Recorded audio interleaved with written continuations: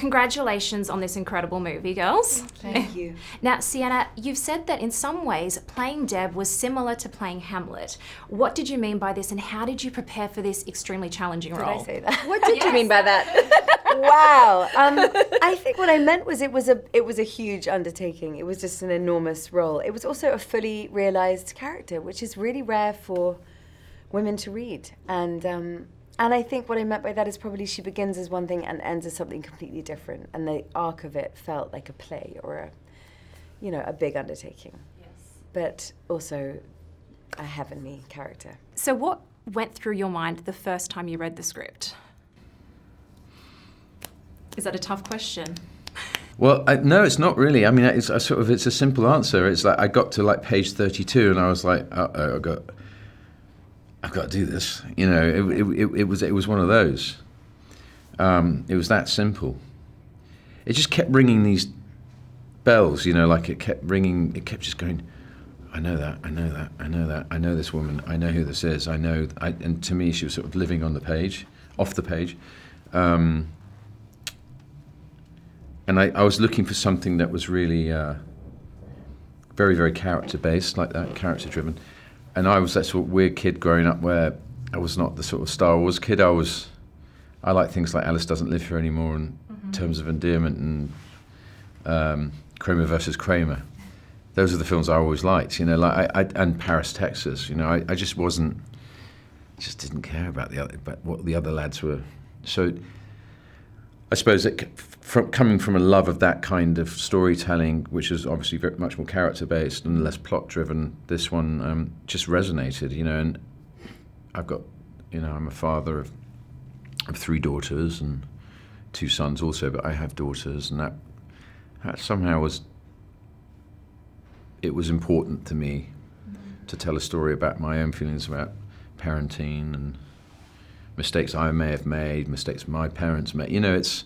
All of this stuff ties into it, And Christina, how would you describe the relationship between Deb and Kath? I think they're best friends. I also think there's a bit of a mother-daughter scenario too. I think as the older sister, there's a bit of nurturing, but also trying to sort of,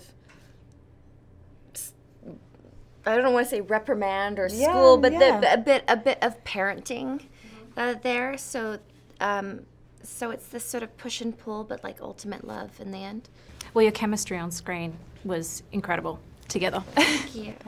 I can't stand her, which is amazing. Hate each other. Seriously good actress.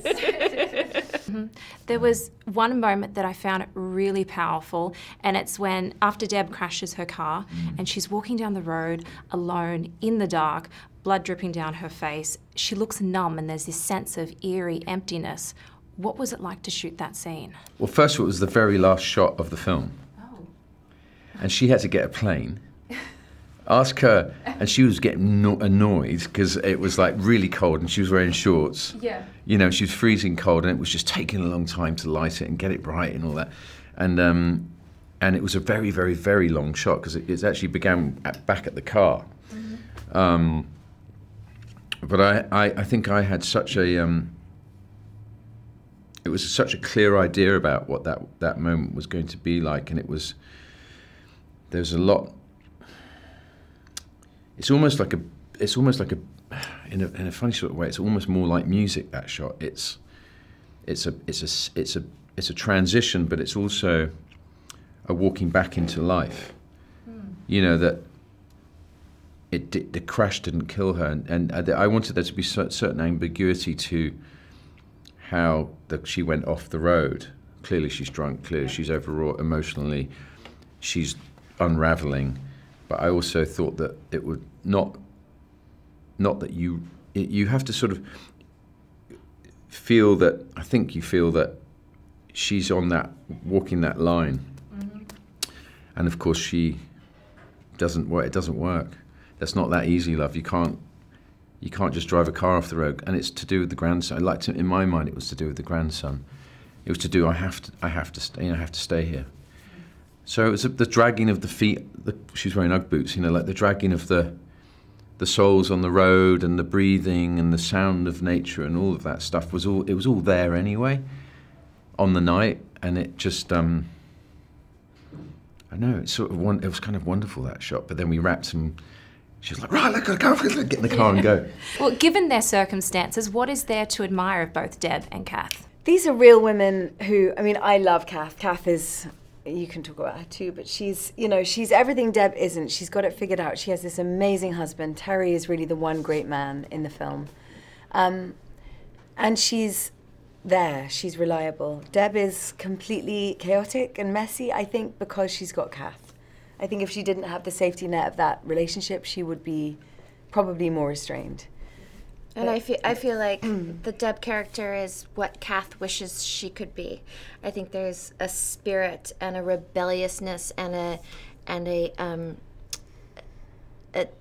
spirit that's braver than Kath could ever be. And so I think sometimes she lives almost vicariously, even though she might tisk for acting badly. I think there's a bit of her that wishes she could have that. So I think that they sort of take values from each other. And finally, because this is a very intense movie, what did you girls do after filming each day to relax and unwind and recover for the next day's shoot? Drink and wine, eat Indian food. Indian food. That was an amazing Indian restaurant in our Boston crave suburb. it. I know. I actually it's crave epic. this place. It was Yeah, so we'd good. go there and drink beer and eat Indian food. Oh, yum. All I need to be happy. Yeah. Well, thank you so much for talking to Hey You Guys. Thank you. Appreciate your time. Ladies and gentlemen, you're watching Hey You Guys! Hey You Guys, huh? Hey You Guys. Is that from the Goonies? It is indeed, yes. Nice. Hey